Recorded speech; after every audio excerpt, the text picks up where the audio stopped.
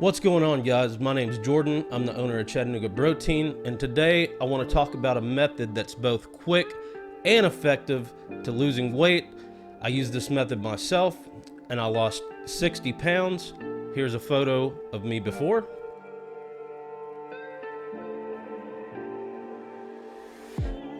I don't know why that guy was smiling, but let's get into the methods, and I promise you, if you follow this method and you stick to it and you stay consistent, this will work for you.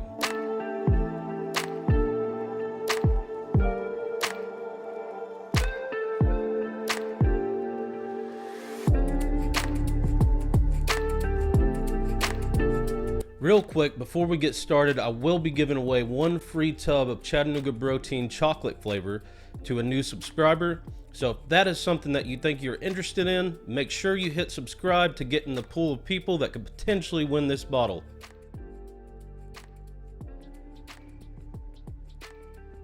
Alright, let's hop straight into this method. The method that I choose to use is intermittent fasting. There's many different formats of fasting, but the one I choose to use is a 16-8. Basically, you fast for 16 hours and then you eat within an 8-hour window. Some of you may be asking, well, what calorie range should I fall into? So I'm going to show you a completely free tool that you can find online. I also will have it linked in the description. And you go in there and you plug in all your statistics, and it gives you a ballpark estimate of the calorie range you should be falling into. Okay, here we are on healthyeater.com, and basically it's a intermittent fasting calculator, and you can see below they have things that you can enter about yourself. We will use me as the example. I am 33. I weigh, as of this morning, 198. I'm 6 foot tall. And then you enter your activity level, and if you're not sure where you fall here, they kind of give it a very brief example. No purposeful exercise, 1 to 3 hours, 3 to 7, 7 hours plus. So I will enter moderate activity. They have the different methods of intermittent fasting. We're going with the 16-8, and then we will calculate, and that will give our aimed calorie per meal. And then they give like a standard example, one where you can eat early or one you can eat late. And just make sure that you're hitting the right activity level for you, because if you are not, it will severely change the calorie per meal. We'll switch it real quick and show. Now I'm at 903, so that's from 1167. And then under it, it has a lot of good information too. It explains the methods, how it aids weight loss. It also has time restricted eating, explains it a little bit further. It has how to manage your hunger during fasting periods if you're not used to it. Common mistakes to avoid. I found this page very informational, and it's a good tool to use if you're trying to find exactly what it is, how to do it, and what calorie range you should fall into according to your body weight.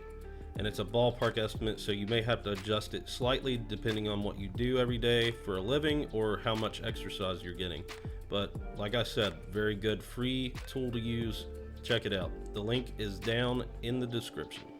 Hopping a little bit more into the 16-8, you can adjust that window to fit your needs, but typically it's hard to hit your calorie range and your protein levels if you're anywhere under 6. So my recommendation would be to stay within that 6 to 8 hour window.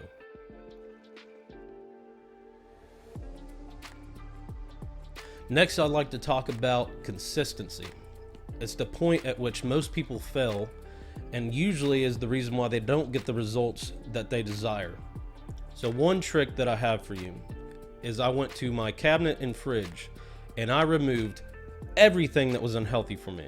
Everything that would be a temptation to either cheat on my diet or not fall within the window that I'm supposed to eat in. By doing this, it helped me remain 10 times more consistent. The next thing that's going to keep you really consistent is sticking to your calorie range and your schedule. So I'll walk you through kind of my day, and something that's going to help you keep track of when you should be eating to make sure you don't fall under the calorie range or forget a meal and go over your schedule is alarms. So in your phone, just set up alarms at each point where you should be eating during the 8-hour window. So here's how a day looks like for me.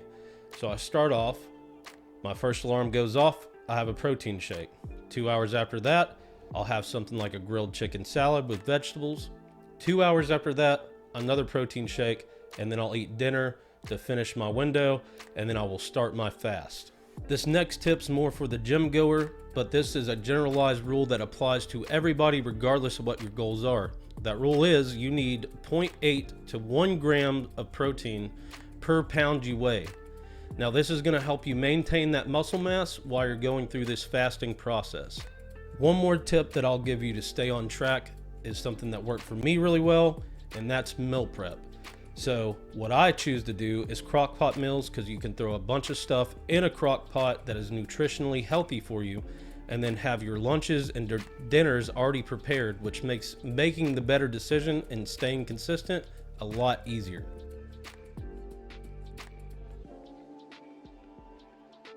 Next thing I want to talk about is exercise. I think it's important to incorporate some form of exercise into your daily routine.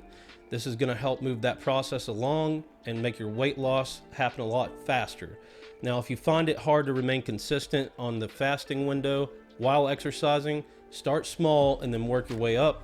And preferably, if you do start exercising, try to make it before you eat in that window of time, because this is going to help directly attack the fat storages in your body. Well guys, that's it for this video. If you've enjoyed the content and you've made it this far, make sure you like and subscribe. That way you can find more content from me like this in the future.